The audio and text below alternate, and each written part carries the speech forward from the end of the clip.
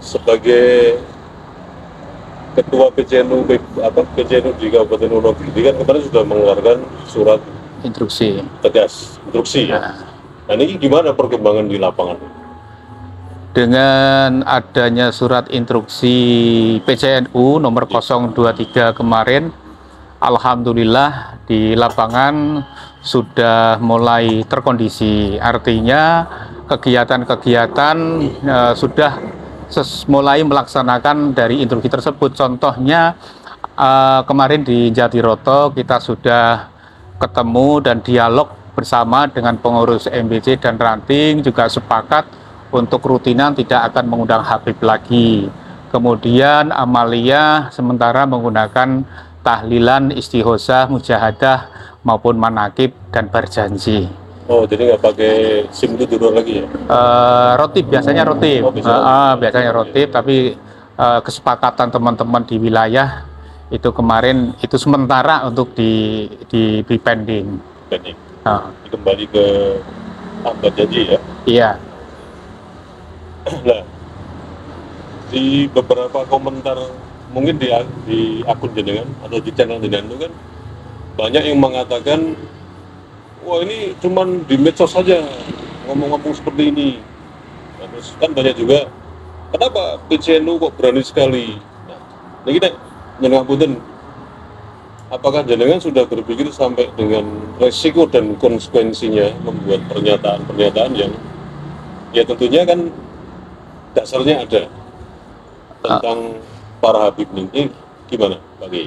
Pernyataan itu kan sifatnya adalah keputusan dalam organisasi, Bu. Jadi bukan teman saya Mubarok selaku ketua Tanfidiyah, tetapi keputusan itu berdasarkan hasil rapat pertemuan gabungan antara antara jajaran Suriah dengan Tanfidiyah, di mana pada rapat tersebut menghasilkan sebuah keputusan bahwa dengan kondisi saat ini diperlukan mengeluarkan surat instruksi kepada teman-teman MBC di daerah. Jadi bukan pernyataan saya pribadi. Itu kalau bisa memahami seorang organisasi mestinya seperti itu, satu. Kedua, pasti setiap kebijakan apapun pasti ada resikonya. Ya, kebijakan besar semua ada resikonya, dan resiko itu sudah kami petakan. Baik resiko secara internal maupun eksternal ya. Internal mungkin kita akan dapat teguran dari pimpinan di atas kita, eksternal mungkin pasti ada intimidasi. Itu sudah kami petakan dan pasti akan terjadi hal itu. Soal intimidasi, ini saya dengar juga dari teman-teman YouTuber yang lain dan dari beberapa anggota di PCNU Seloraya. Pak Kiai kayaknya dapat banyak sekali WA dari nomor yang tidak dikenal yang mengatasnamakan Muhyiddin para Habib itu. Itu ancamannya gimana, Pak? Ada yang menanyakan ancamannya ya macam-macam. Ada yang menanyakan alamat tinggal saya, posisi di mana kan saya datangi sekarang juga. Ada yang menyatakan mereka sementara ya tidak ikut NU, mau keluar dari NU.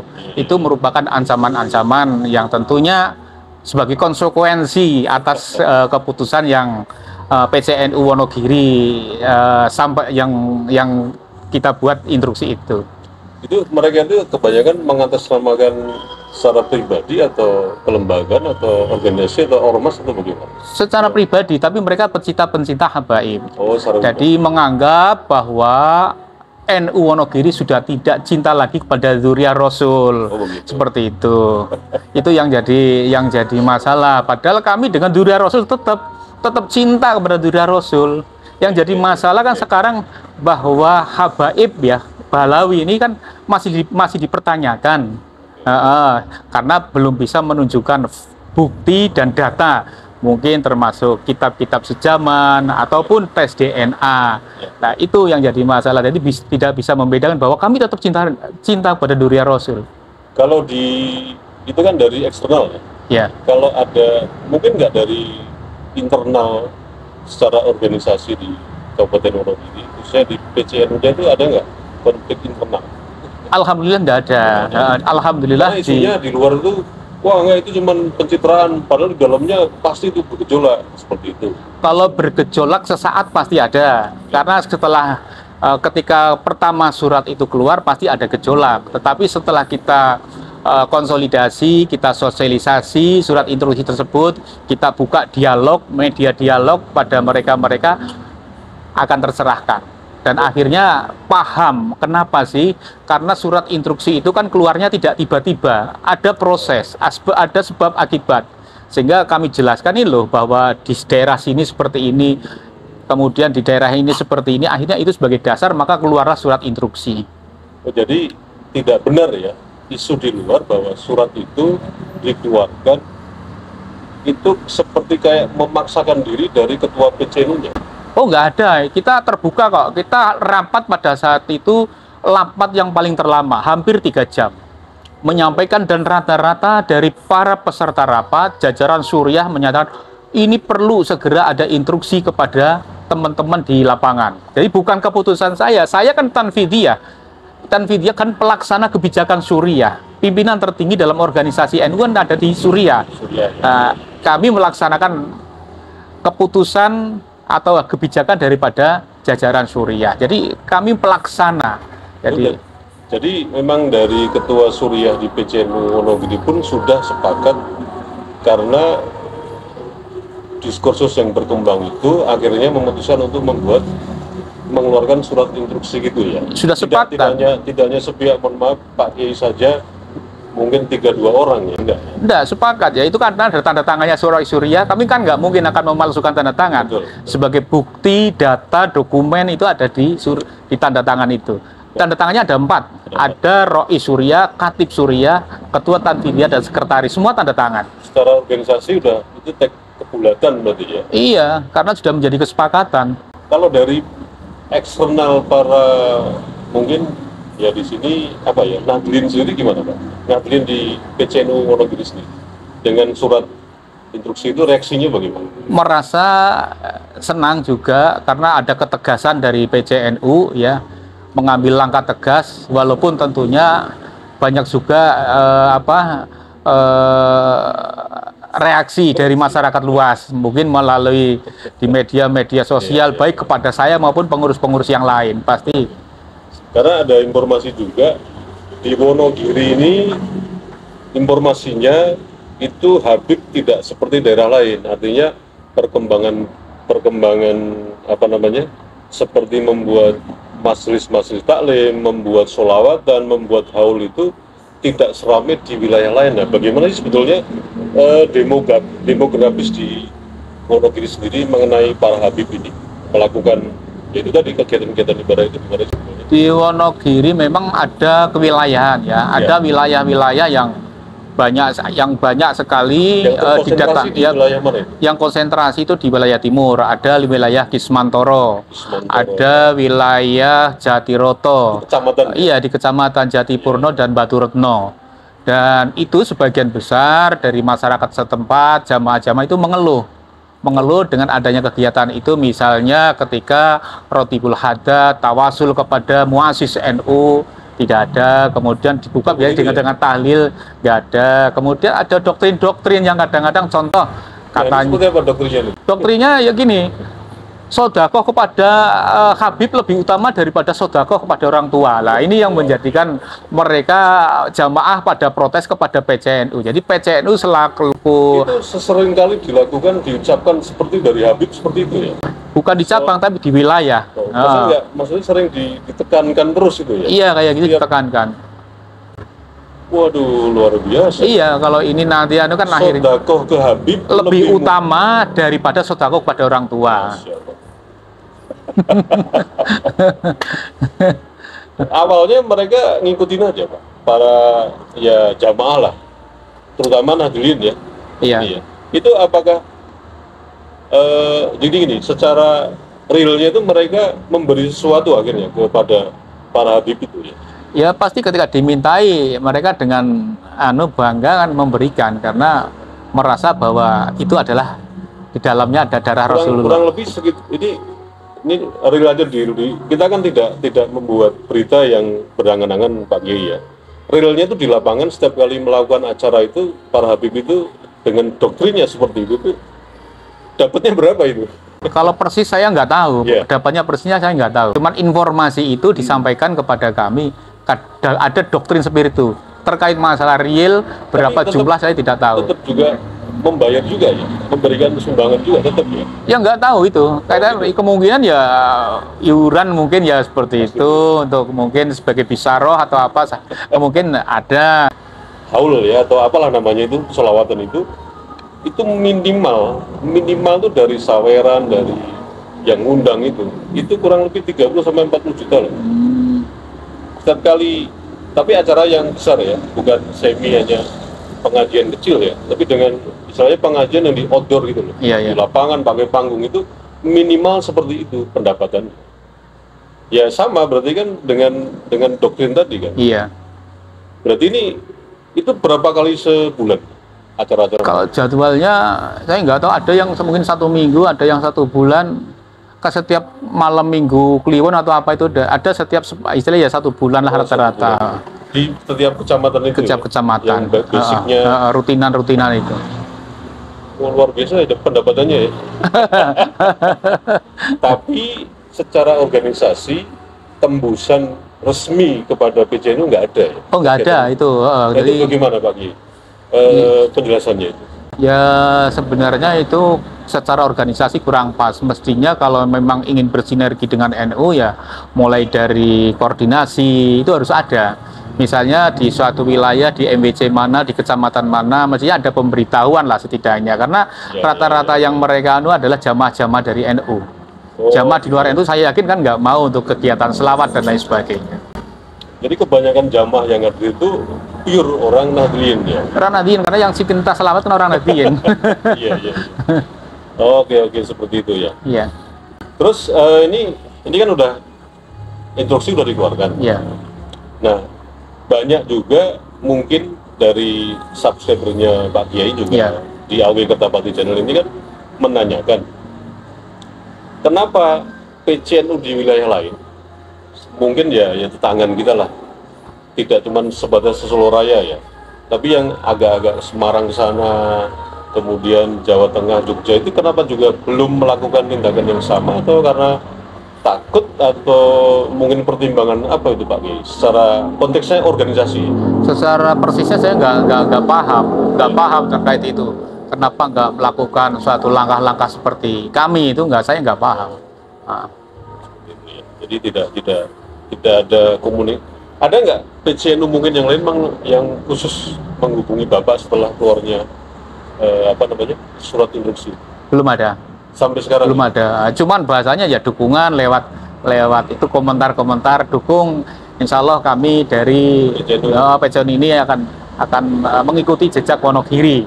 Tapi secara telepon tidak ada. Cuman komentar di di YouTube atau di mana, di kolom-kolom komentar itu. Nah, kemarin kan sempat Pak Kiai posting Pak Suryahnya, Pak Jenderal Abidin. Iya. Nah, ini pada bertanya kan, itu sebetulnya latar belakang beliau ini siapa sih Pak Kiai? Jenderal Abidin atau latar belakangnya seorang santri alumni Pondok Pesantren Lirboyo. Dia alumni Pondok Pesantren Lirboyo. Dia di sini juga sebagai santri yang biasa melakukan basul masail. Akhirnya sering melakukan diskusi persoalan keagamaan. Oh, seperti itu ya. Makanya bisa. Nah, itu mendukung secara ilmiah itu, kalau menurut beliau itu yang seperti apa? Apakah sudah membaca tesisnya Kiai Haji Madudha, atau sebelumnya memang sudah punya argumen yang kurang lebih sama dengan Kiai? Sebelumnya sudah punya argumen. Jadi sebelum kami ajak untuk kegiatan lo besok ada, dia sudah punya suatu kajian sebelumnya. Sudah punya. Oke. Nah, kemarin kan juga Pak Kiai datang ke Banten, ke Kiai Madudin. Itu kalau mungkin bisa dibocorkan apa sih Pak poin-poinnya itu? Ya, pertama cuma kita silaturahim dengan para tokoh-tokoh kesultanan dari Banten ya. Kita silaturahim baik yang sudah hidup maupun sudah mati, yang wafat ya. Yang wafat seperti Abuya Dimyati, kemudian sesepuhnya Abuya Muhtadi, dan kemudian Kiai Imaduddin.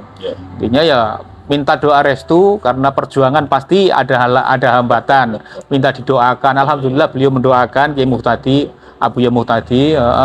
Kemudian dari Kiai Maduddin yang memberi dukungan semangat tetap berjuang. Kami hanya menyampaikan bahwa kami pejuang Wali Songo dari Wonogiri, mohon doanya untuk didoakan oleh Kiai ya agar diberi kelancaran, dan kemudian beliau langsung mendoakan. Ya. Ini mungkin pasti sudah tahu ya, ya. Pasti sudah tahu. Memang tidak mau. Iya. Mungkin mungkin tidak mau nimbrung, atau ya kalau nggak ditanya kan mungkin juga. Iya, iya. Beliau kan seorang yang punya ilmu yang tinggi. Iya, ya. iya. Apalagi tokoh ya. Iya. Tidak sembarangan lah. Iya.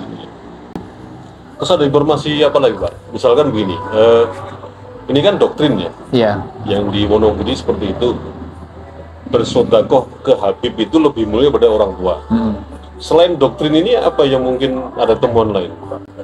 Ada ya, ada salah satu oknum habaib kemudian mengirimkan foto kepada seseorang ya. Mereka sedang berada di Taman Makam Pahlawan. Taman Makam Pahlawan, dia berdiri atau duduk di antara dua nisan, menyampaikan bahwa yang kanan ini habaib, yang kiri adalah bukan habaib, dan yang wajib doakan adalah yang habaib. Itu di Taman Makam Pahlawan. Mestinya nggak seperti itu. Seorang pahlawan berarti siapapun dia sebagai pejuang bangsa pasti wajib untuk didoakan. Masih ada fotonya? Nggak ada. Ya saya nggak tahu, karena salah isinya adalah yang dikirimi adalah salah satu aparat, sehingga nggak perlu saya sampaikan. Oh, siap. Makanya mereka itu bisa dikonfirmasi ya? Bisa dikonfirmasi, tapi sudah tidak ada di sini sekarang. Oh, dia berdiri di antara dua makam. Itu Di makam nisan di Taman Makam Pahlawan Wonogiri. Wonogiri. Iya. Dan itu benar nggak? Yang sebelah itu adalah Habib? Bukan. Bukan. Nah, ini para teman-teman atau sahabat-sahabat yang memang fokus di makam, ini ada temuan lagi nih. Makam palsu yang diklaim sebagai Habib, sebelahnya makam pahlawan nasional. Ya, di Pahlawan, di Taman Makam Pahlawan Wonogiri, mereka duduk di antara dua nisan, mengatakan bahwa yang kanan ini adalah makam habaib, yang kiri bukan. Yang wajib didoakan adalah yang kanan, yang habaib. Yang kiri nggak wajib. Katanya seperti itu. Luar biasa ya. Oh, ini seorang aparat yang dikirimi seperti itu ya? Iya, iya. Tapi reaksinya bagaimana bagi aparat tersebut? Ya, mohon maaf, ada oknum juga, nggak usah sebut namanya, itu kayaknya taslimnya luar biasa dengan oknum tadi. Apa dengan metode-metode seperti ini ya? Ya nggak tahu. Yang jelas aparat itu adalah seorang santri. Dia santri ya, tapi nggak perlu saya sampaikan. Aparat itu adalah seorang santri. Oke. Oh, dia punya memang alumni sebuah pondok pesantren ya? Ya, ngaji pada seorang kiai. Kalau pesantrennya nggak tahu. Ya? Tapi dia sering ngaji, sering ziarah dengan para ulama-ulama. Saya jadi ingat nih Pak, kalau kita bicara pesantren. Iya.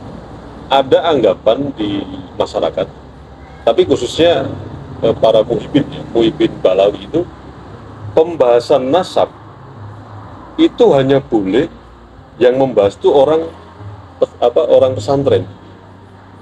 Ini bagaimana Pak Kiai?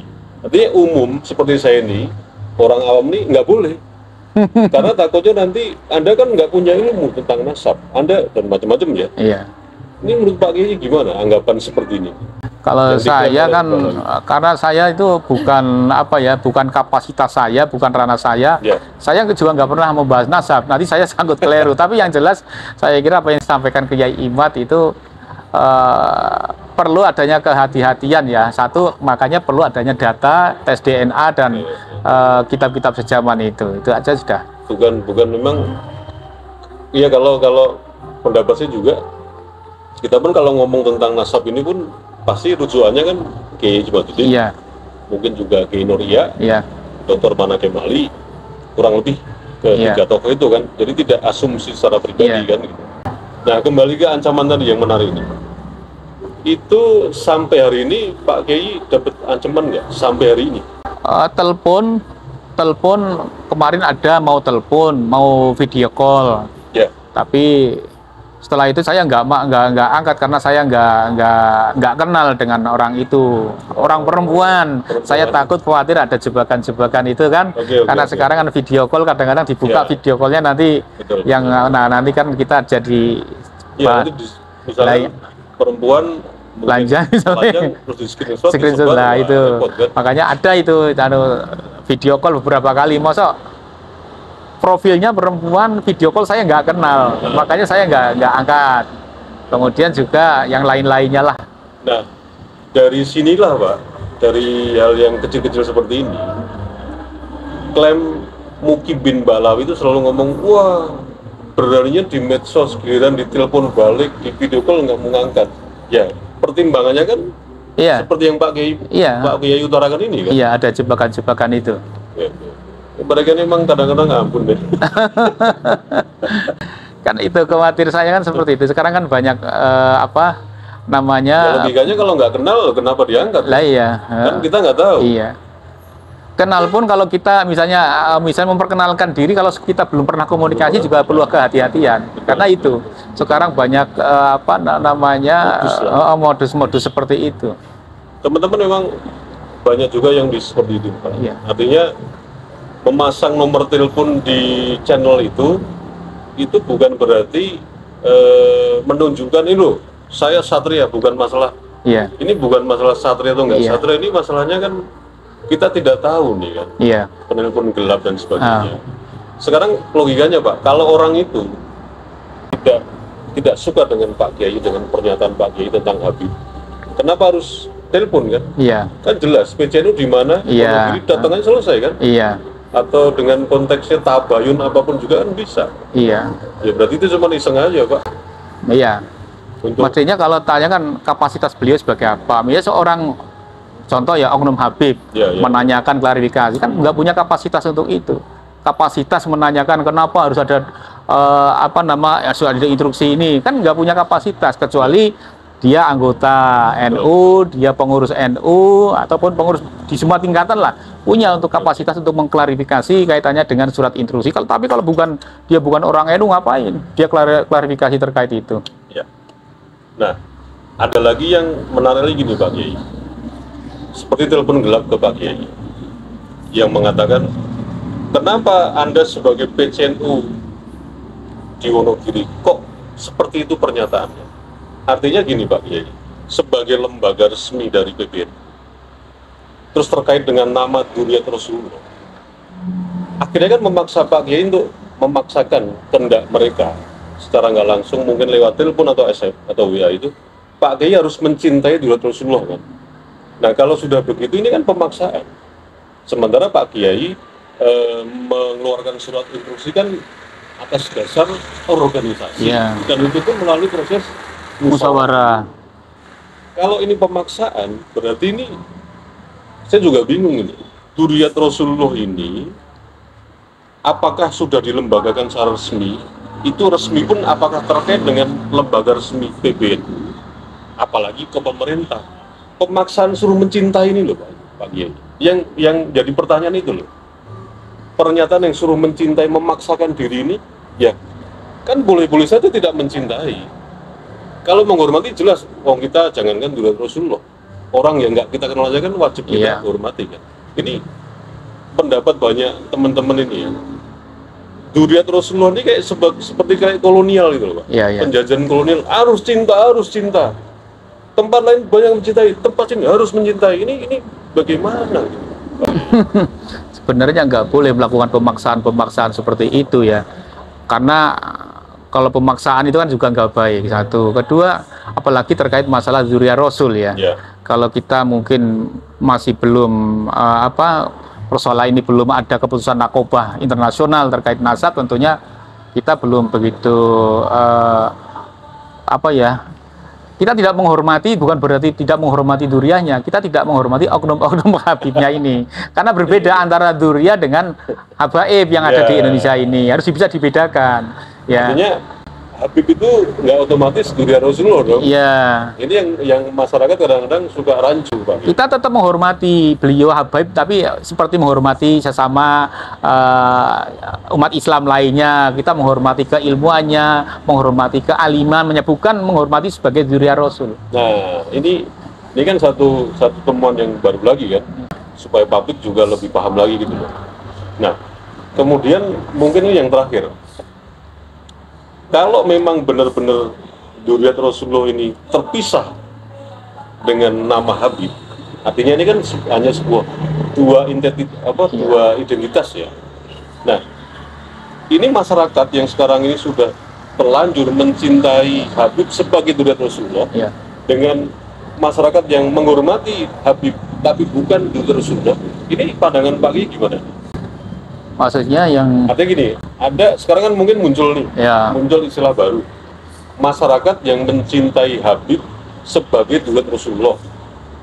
Ada juga masyarakat yang mencintai Habib tapi bukan karena dia sebagai dzurriyyah Rasulullah. Ini gimana, Pak? ya menurut saya itu hak mereka, monggo ya. Tapi kita nggak akan memaksakan dia untuk mengikuti kami. Tapi tolong jenengan juga nggak usah memaksakan kami untuk percaya pada yang tadi. Jadi kita menghargai kalau mereka masih percaya bahwa Habib itu adalah dzurriyyah Rasul, silakan. Tapi kami yang tidak percaya bahwa Habib itu dzurriyyah Rasul, ya jangan dipaksa-paksa saya harus ikut jenengan kayak gitu. Jadi kita harus saling menghargai dan menghormati. Jadi lebih jelas ya. Iya, lebih jelas ya. Jadi, Oke. silahkan para muhibin yang masih mencintai Habib sebagai dzurriyyah Rasul, silahkan. Ya. Terus kami yang belum percaya ya jangan dipaksa. Ya. Jangan ada persekusi atau intimidasi dari kelompok-kelompok mereka. Karena ini sekarang ini beredar isu atau rumor para mukibin ini sudah melakukan tantangan lewat medsos untuk berkelahi. Gitu juga kepada Gus Fuad Leret. Ini kan sudah luar biasa ini, Pak Kiai. Jadi bukan lagi pakai nalar tapi udah pakai okol. Gitu. Iya. Oke, Pak Kiai, sementara itu saja perbincangan hari ini. Ya mudah-mudahan bermanfaat bagi kita semua, bahwa akhirnya sekarang muncul dua istilah. Masyarakat yang mencintai Habib sebagai dzurriyyah Rasulullah, masyarakat yang mencintai Habib tapi bukan yang Dzurriyyah Rasulullah. Gitu ya. Iya. Pokoknya begitu, nggih. Terima kasih nih, Ngaten. Nggih, sami-sami. Nggih. Pokoknya tutup mawon.